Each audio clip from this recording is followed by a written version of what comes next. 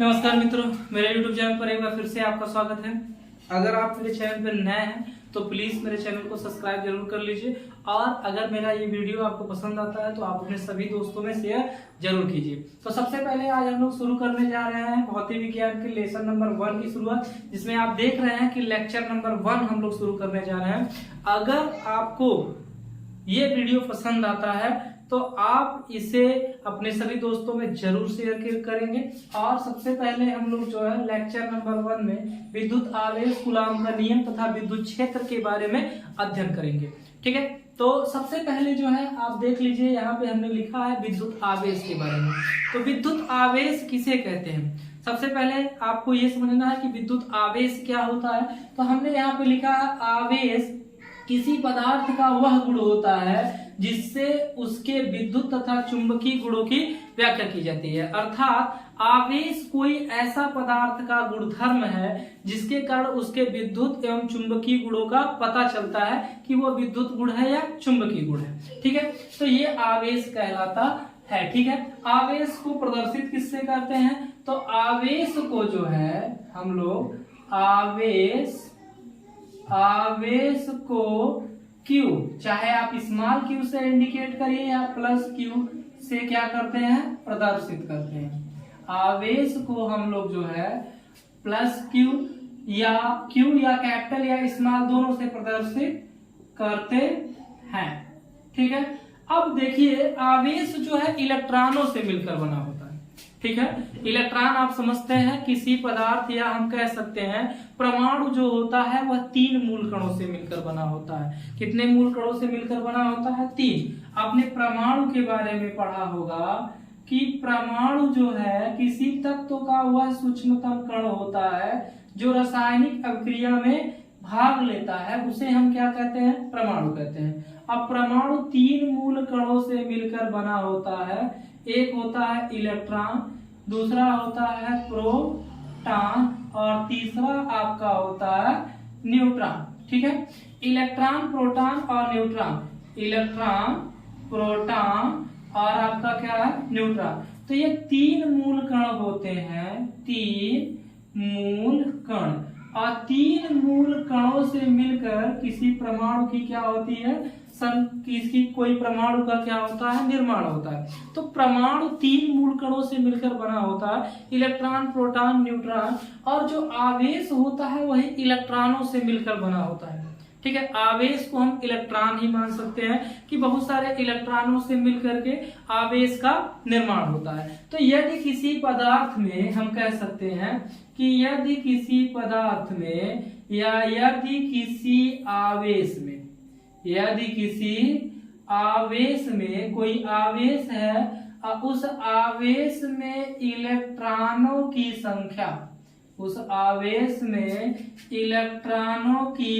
संख्या, अगर कि कोई आवेश है और इलेक्ट्रॉनों की संख्या n हो तब आवेश Q बराबर हम कह सकते हैं कि आवेश Q बराबर आपका हो जाएगा n इंटू E।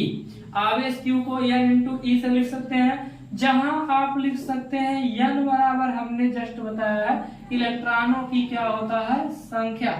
यहाँ n बराबर हम इलेक्ट्रॉनों की संख्या लिख सकते हैं। और E बराबर आपको ज्ञात है, E बराबर होता है 1.6 गुणे 10 की घाते -19 कूलाम। देखिए कूलाम क्या है? तो कूलाम आवेश का क्या होता है? मात्रक होता है। कूलाम जो है वह आवेश का मात्रक होता है। कूलाम आवेश का मात्रक है।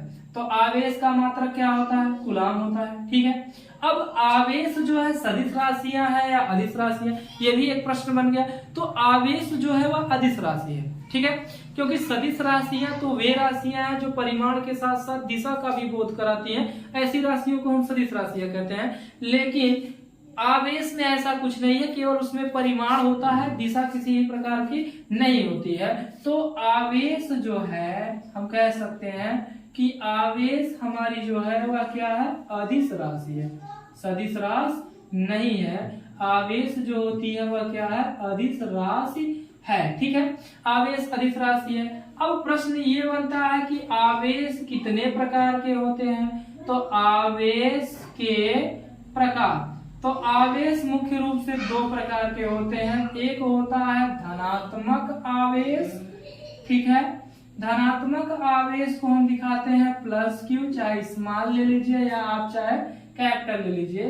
और दूसरा आपका होता है ऋणात्मक आवेश, ठीक है, ऋणात्मक आवेश, ठीक है। दूसरा जो आपका आवेश होता है वह होता है ऋणात्मक आवेश, चाहे आप माइनस स्मॉल क्यू लीजिए, चाहे आप plus minus capital small Q लीजिए, ठीक है। लेकिन अब प्रश्न ये है कि बहुत सारे लोग ये जानते हैं कि आवेश दो प्रकार के होते हैं, ठीक है, आवेश दो प्रकार के होते हैं, पर धनात्मक आवेश जो हमने लिखा है कि धनात्मक आवेश होता है, दूसरा ऋणात्मक आवेश होता है। तो ये धनात्मक आवेश और ऋणात्मक आवेश वास्तव में क्या है, इनकी डिफिनेशन क्या होती है, हम किसे धनात्मक आवेश कहेंगे, किसे ऋणात्मक आवेश कहेंगे। कुछ लोग कहेंगे सर नहीं, यहाँ पे आपने धन लिख दिया इसलिए धनात्मक आवेश है, यहाँ पर आपने माइनस लिख दिया तो ये ऋणात्मक आवेश है। ऐसा नहीं है। धनात्मक और ऋणात्मक आवेश की अपनी क्या होती है, परिभाषाएं होती है। तो धनात्मक आवेश, देखिए हमने सबसे पहले आपको बताया है कि किसी पदार्थ का वह गुण जिसके कारण उसके विद्युत तथा चुंबकीय प्रभाव की हम व्याख्या करते हैं, आवेश कहलाता है। दूसरी सबसे बड़ी बात, आवेश इलेक्ट्रॉनों की इलेक्ट्रॉनों से मिलकर बना होता है, अर्थात आवेश में बहुत सारे इलेक्ट्रॉन होते हैं, ठीक है। जैसे कि परमाणु 3 मूल कणों से मिलकर बना है, इलेक्ट्रॉन, प्रोटॉन, न्यूट्रॉन, ठीक उसी प्रकार से आवेश भी इलेक्ट्रॉनों से मिलकर बना होता है। अब यदि किसी आवेश में इलेक्ट्रॉनों की क्या होती है, कमी होती है, यदि किसी आवेश में इलेक्ट्रॉनों की कमी होती है तो वो आपका कौन सा आवेश कहलाता है, धनात्मक आवेश कहलाता है। ध्यान रखेंगे, अगर इलेक्ट्रॉनों की कमी होगी, क्योंकि इलेक्ट्रॉन पर कौन सा आवेश होता है, माइनस चार्ज होता है, निगेटिव चार्ज होता है, ठीक है। ये चीज ध्यान में आप रखेंगे। आपने 11th में पढ़ा होगा कि इलेक्ट्रॉन पर निगेटिव चार्ज होता है, प्रोटॉन पर पॉजिटिव चार्ज होता है, जबकि न्यूट्रॉन पर किसी भी प्रकार का कोई आवेश नहीं पाया जाता है। तो ये चीज आप थोड़ा सा ध्यान में रखेंगे। तो जब ऋणात्मक आवेश की कमी होगी तो वो अपने आप धनात्मक हो जाएगा, ठीक है। जब ऋणात्मक आवेश की कमी होगी तो वो अपने आप धनात्मक हो जाएगा। इसीलिए धनात्मक आवेश वह आवेश होता है जिसमें इलेक्ट्रॉनों की कमी होती है। अगर इलेक्ट्रॉनों की कमी है तो वो धनात्मक आवेश है, इलेक्ट्रॉनों की कमी नहीं है तो वो ऋणात्मक आवेश है। और ऋणात्मक आवेश वह आवेश है जिसमें इलेक्ट्रॉनों की क्या होती है, अधिकता, ठीक है। एक चीज ध्यान में रखेंगे, इलेक्ट्रॉनों की अधिकता, यदि इलेक्ट्रॉनों की अधिकता है तो वह आवेश आपका क्या हो जाएगा, धनात्मक आवेश हो जाएगा। अगर इलेक्ट्रॉनों की अधिकता नहीं है तो वो आपका कौन सा आवेश हो जाएगा, ऋणात्मक आवेश, ठीक है। तो आप यहां तक समझ में आ गया होगा कि आवेश क्या होते हैं, ठीक है, ये भी बात क्लियर हो गई। आवेश कितने प्रकार के होते हैं, ये भी बात क्लियर हो गई। अगर आवेशों में इलेक्ट्रॉनों की संख्या n है तो फार्मूला क्या होता है, ये भी हो गया। अब आपने कहीं कहीं पढ़ा होगा आवेशों या इलेक्ट्रॉनों के प्रवाह की दर को, ठीक है। आपने पढ़ा क्या है, आवेश हो गए या इलेक्ट्रॉन हो गए। आपने पढ़ा है आवेश या इलेक्ट्रॉनों, आवेश या इलेक्ट्रॉनों के प्रवाह की दर को, प्रवाह हम कह सकते हैं, आवेश या इलेक्ट्रॉनों के प्रवाह की दर, प्रवाह की दर को क्या कहते हैं, प्रवाह की दर को विद्युत धारा, विद्युत धारा, विद्युत धारा को किस अक्षर से दिखाते हैं, आई कहते हैं। हम क्या कहते हैं, विद्युत धारा कहते हैं। तो धारा आपका हो जाएगा आई बराबर, आवेश लिखिए चाहे इलेक्ट्रॉन लिखिए बटा टी। तो आप फार्मूले के हिसाब से आप लिख सकते हैं आई बराबर क्या हो गया, क्यू बटा टी। तो जब आई बराबर आपने क्यू बटा टी लिख दिया तो यहां से अगर आप आवेशों को लिखेंगे, यानी आवेश अगर आप लिखते हैं आवेश, देखिए यहां से आप आवेशों को लिखने का प्रयास करेंगे तो क्यू का 1 में गुणा हो जाएगा क्यू, ठीक है। ये हो जाएगा क्यू बराबर आई इंटू क्या हो गया टी। तो यहाँ से अगर हम आवेशों के यूनिट की बात करते हैं कि आवेश का मात्रक क्या होगा, ठीक है, यहाँ से हम आवेशों के मात्रक को देख रहे हैं। तो आई क्या है? धारा। धारा तो आपकी भौतिक राशि है, ठीक है, मूल इसके मात्रक होंगे। तो विद्युत धारा का मात्रक तो आपका क्या होगा? एम्पियर हो जाएगा, है ना, सीधी सीधी बात। विद्युत धारा का मात्रक क्या हो जाएगा? एम्पियर हो गया। और टी जो है आपका क्या है? समय। क्या है? समय। तो इसका मात्रक हो जाएगा एम्पियर सेकेंड। क्या हो जाएगा? Ampere second. ये आवेश का एक दूसरा मात्रक हम कह सकते हैं कि एम्पियर सेकेंड होता है, ठीक है। इतनी बात आपको समझ में आ रही है कि नहीं आ रही है? ठीक है, अगर आपको समझ में आ रही है तो आप प्लीज वीडियो को शेयर जरूर कीजिए अपने सभी दोस्तों में, और अगर आप चैनल पे नए हैं तो उसको सब्सक्राइब जरूर कर लीजिएगा, ठीक है। तो ये बात आपकी क्लियर हो गई कि आवेश को आप किससे दिखाते हैं? क्यू से दिखाते हैं। आवेश दो प्रकार के होते हैं, धनात्मक आवेश, दूसरा आपका क्या होता है? ऋणात्मक आवेश। यदि इलेक्ट्रॉनों की अधिकता है तो धनात्मक आवेश, और इलेक्ट्रॉनों की कमी है तो वो आपका कौन सा आवेश है? धनात्मक आवेश। और इलेक्ट्रॉनों की अगर अधिकता है तो वो आपका क्या है? ऋणात्मक आवेश, ठीक है। अब ये आवेश के बारे में हो गया। अब देखिए आवेशों के और गुणधर्मों पर अगर हम ध्यान दें तो आवेश जो होते हैं विद्युत प्रभाव और चुंबकीय प्रभाव दोनों की व्याख्या करते हैं। अब विद्युत और चुंबकीय दोनों प्रभावों में आकर्षण और प्रतिकर्षण बल की क्या होती है? अनुभूति होती है। आप इस चीज का व्यवहारिक रूप से आप उपयोग कर चुके होंगे, या व्यवहारिक रूप से आप इससे जो है कहीं न कहीं रूबरू हो चुके होंगे, ठीक है। तो आकर्षण का मतलब होता है किसी चीज को अपनी तरफ खींचना, और प्रतिकर्षण का मतलब किसी वस्तु को किसी दूसरे चीज की तरफ क्या होता है? ढकेलना, ठीक है।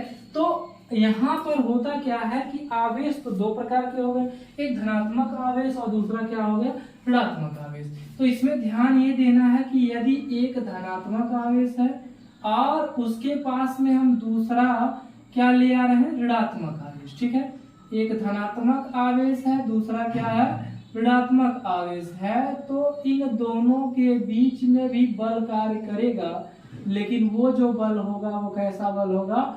आकर्षण बल। अर्थात ये दोनों एक दूसरे को क्या करेंगे? अपनी तरफ आकर्षित करेंगे। चाहे एक ऋणात्मक हो दूसरा धनात्मक हो, या दूसरा धनात्मक हो या पहला ऋणात्मक हो, ठीक है। तो एक दूसरे को आकर्षित करेंगे। दूसरा बात यह है कि अगर एक धनात्मक है दूसरा भी क्या है? धनात्मक है, या एक ऋणात्मक है और दूसरा भी आपका क्या है? ऋणात्मक है, तो ये जो दोनों आवेश होते हैं, एक धनात्मक दूसरा ऋणात्मक, तो यह दोनों एक दूसरे को क्या करेंगे?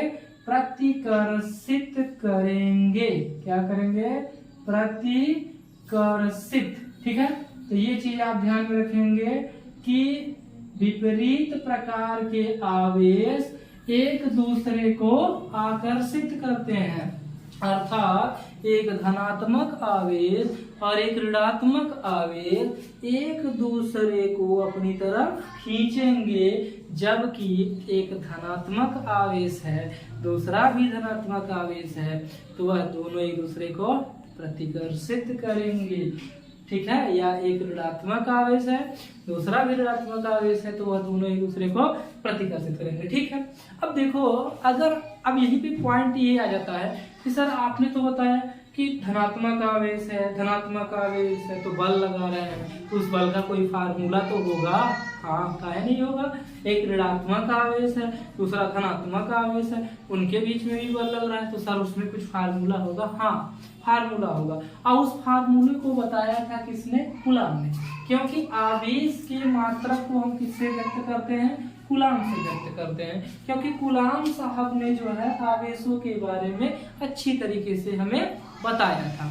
तो हम इसे क्या कह सकते हैं कि सर स्थिर आवेशों के बीच बल लग रहा है कि गतिमान आवेशों के बीच में? क्योंकि आपने पहले ही बताया है कि स्थिर आवेश विद्युत क्षेत्र उत्पन्न करते हैं और गतिमान आवेश चुंबकीय क्षेत्र उत्पन्न करते हैं। तो यहाँ पर आपको ध्यान देने वाली सबसे बड़ी बात यह है कि गतिमान आवेश के लिए हमें बल की गणना नहीं करनी है, बल्कि स्थिर आवेशों के कारण कार्य करने वाले बल की गणना करनी है। तो स्थिर आवेशों के कारण कार्य करने वाले बल की गणना के लिए किसने नियम दिया था? तो किसने नियम दिया था? कूलाम ने नियम दिया था।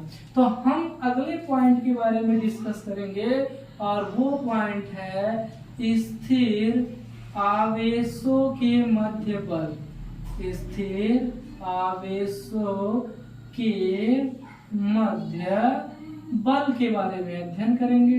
ठीक है, स्थिर आवेशों के मध्य बल के बारे में अध्ययन करेंगे, जिसको हम लोग बोलते हैं कूलाम का नियम। किसका नियम बोलते हैं? कूलाम का नियम बोलते हैं। अब कूलाम का नियम क्या होता है? बहुत बड़ी बात हो गई? नहीं, कोई बहुत बड़ी बात नहीं है। कूलाम का नियम तो सिंपल है। जैसे आप लोग 11th में गुरुत्वाकर्षण का नियम पढ़े थे, सेम गुरुत्वाकर्षण के नियम के हिसाब से ही आपका क्या है? कूलाम का नियम। कूलाम का नियम ये कहता है कि दो आवेश हैं।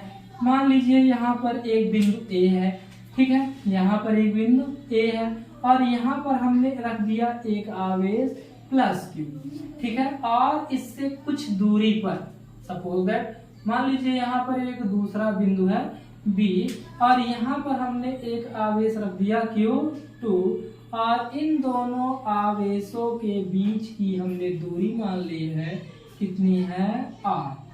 चाहे स्मॉल आर आप मानिए चाहे कैपिटल आर मानिए।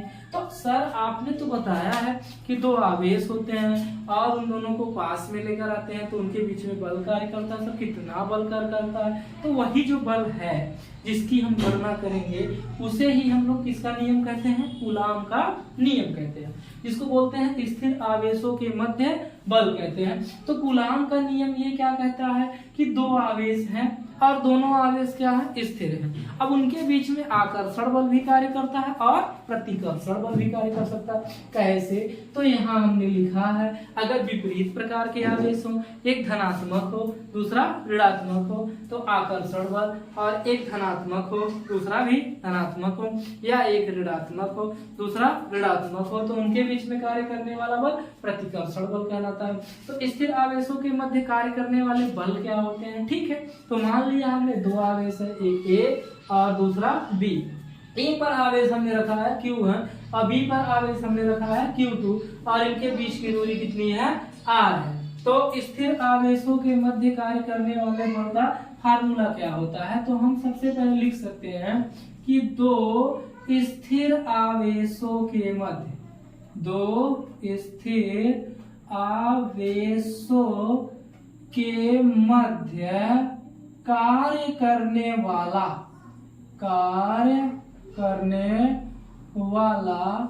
आकर्षण। सर आप कैसे लिख दे रहे हैं आकर्षण बल? क्या आकर्षण बल कार्य कर रहा है? आप यहाँ पे तो क्लियर ही नहीं है, यहाँ भी धनात्मक लिखे हुए यहाँ पे धनात्मक। तो देखो हम यहाँ पे बता रहे हैं आकर्षण बल भी कार्य कर सकता है और प्रतिकर्षण बल, तो हम दोनों लिखेंगे। दोनों आवेशों के मध्य कार्य करने वाला आकर्षण या प्रतिकर्षण बल, प्रतिकर्षण बल। प्रतिकर्षण बल देखिए, बल को फोर्स F से इंडिकेट करते हैं ना। दोनों आवेशों, जो दोनों आवेश हैं, आवेशों के गुणनफल, दोनों आवेशों के गुणनफल के अनुक्रमानुपाती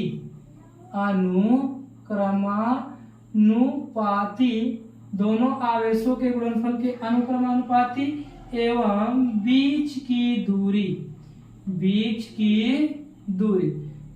को किससे दिखाते हैं भैया?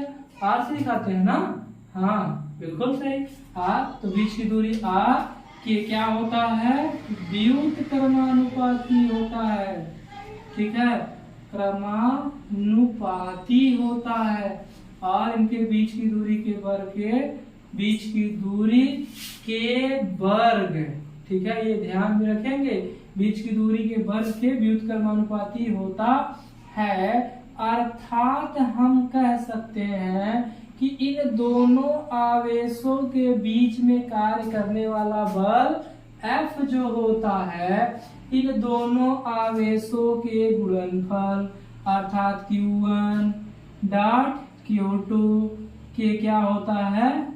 अनुक्रमानुपाती होता है। ठीक है, और इनके बीच में कार्य करने वाला बल जो F होता है, इनके बीच की दूरी के वर्ग के क्या होता है? व्युत्क्रमानुपाती होता है। ठीक है, तो अनुक्रमानुपाती और ये क्या हो गया? व्युत्क्रमानुपाती।